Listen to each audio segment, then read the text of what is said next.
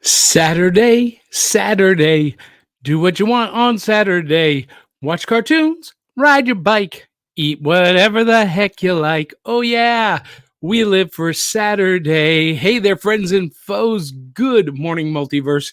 Welcome to Back of the Cereal Box Back Issue Breakfast Club, a Patreon exclusive where we are going to be talking about Ninjak and Shadowman Rapture. And we want to thank our sponsors, our supporters at Patreon. Thank you, Super Cereal Box Super Friends, Eli Cash, Phoenix Sisters, Sharice Collins, Dave Mattingly, Valerie Davidson, Anthony Sakovich, Day One Comics, George Soroy, Larry Emiette, Elliot Latham, Robert Alsop, and Greg and Crystal Raven Jones. Without you guys, we could not do this. And of course, before we get into the review of Rapture,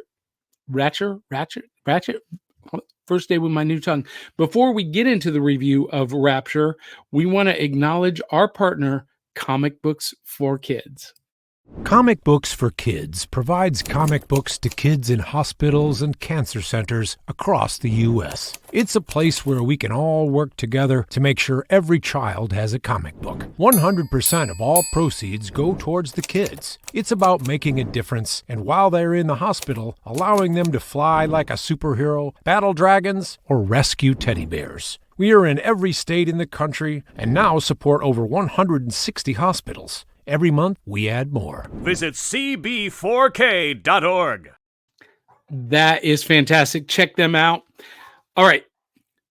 Ninjak, Shadowman, Rapture. I picked this up on a whim because I love Shadowman. Love Shadowman. Jack Boniface, Valiant's Shadowman, created by Bob Hall. And just a great character. I love the Shadowman series by Valiant. I've always been fascinated with Ninjak. I like ninja superheroes. And he's always been one that I've been very interested in. Never really read a lot, but I like the character. So I couldn't resist the allure to pick up this book. Now, I didn't know where this fell in the Valiant universe.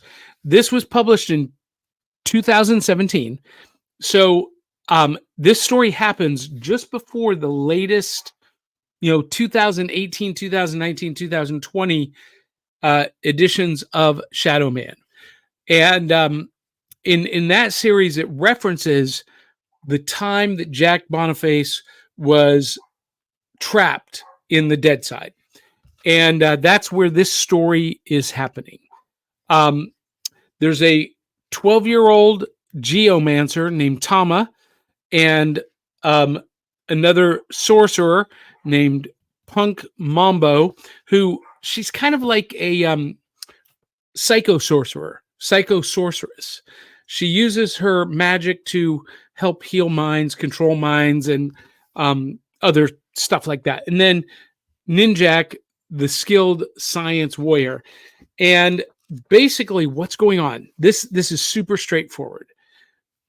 Tama has gone to the dead side because her geomancer, the book of geomancy, has told her that there is a coming cataclysm and that she is the only one who can stop it. And basically we find out that the Tower of Babel was a place, but it was a place named after a person, a fallen demon sorcerer named Babel. And his goal was to pierce the heart of heaven and bring about a cataclysm on earth and in heaven and in hell to destroy all existence. And Tama has to stop him with the help of Ninjak and Shadowman and Shadowman's Loa. Along the way, they team up with the barbarian king. I believe his name is Razor. Rex. Is that it? Rexar. Anyway, He's a barbarian king, and his kingdom is being threatened by Babel. And so Rex is, yeah, what they call him. And they have to stop the cataclysm. It's that simple. It's that straightforward. This should be a movie or a series. A movie. I don't want a series. I want a movie. This would make a great movie because it's got a little bit of everything. It's got magic. It's got ninjas. It's got barbarians. It's got steeped mythology and religious theology. It's got everything in this, and it sets the stage for the Valiant universe to follow. This was written by Matt Kind, and you may know him. He's an established writer. Art is by Kafu. And who did what else? Let's see if it gives us this is the one thing I hate about modern comics is the credits page is never easy to find. Story by Matt Kind, art by Cafu and Juan Jose Rip with Francois Portiera, colors by Andrew Dollhouse. And so there are two different art styles here. One is by Cafu and the other one is by Juan Jose Rip.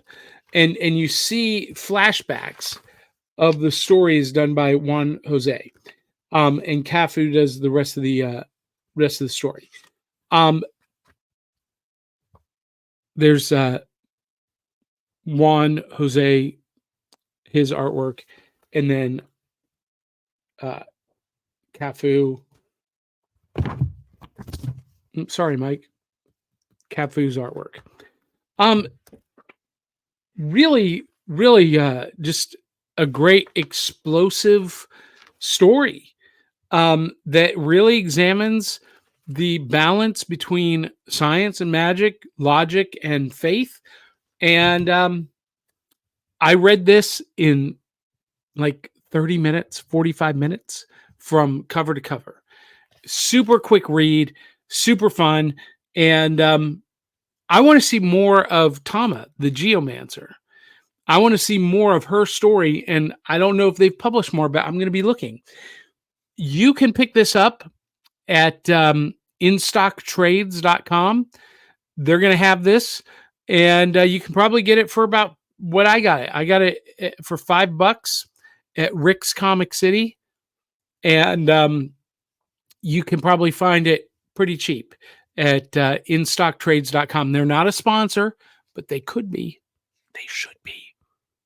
If you order it from In Stock Trades, tell them that Johnny at Back of the Cereal Box and Back Issue Breakfast Club sent you, and maybe, who knows, they'll sponsor more of these programs. But in the meantime, if you pick this book up or if you've read it, let us know what you think. Post a comment. Let us know if you like this episode. Comment down below. Let us know. Let us know you like what we're doing so that we know to do more of it for you. And of course, share the link to this video. Yes, only Patreon members can watch it. But if you share it to 200-300 of your closest friends and family who love comic books, they'll become Patreons and help support our programming and help us do more and more and improve and do more for you. So that's important. Share this with as many people as you possibly can. And of course, make sure that you support our partners like Comic Books for Kids. And every week, Saturday mornings, we're sitting down with a big bowl of cereal, talking about comic books, cartoons, and kaiju movies. Because, you know, when I was a kid, Saturday mornings, we didn't have iPhones or tablets at the breakfast table. We were reading the back of the cereal box in between cartoons, comic books, and kaiju. And you can join us in the virtual rec room every Saturday morning at 8 a.m. Central. And then every week, almost every week here on Patreon, we do a live stream just for you and only you. And we talk about stuff that we can't talk about on Saturday mornings. So make sure you tune into that. And I think that's it. Until the next time, love you, mean it. We'll catch you on the back of the cereal box. Check out this awesome, first name with my new tongue, awesome theme song by DL Memphis and the Murdering Crows. And we'll catch you on the back of the cereal box.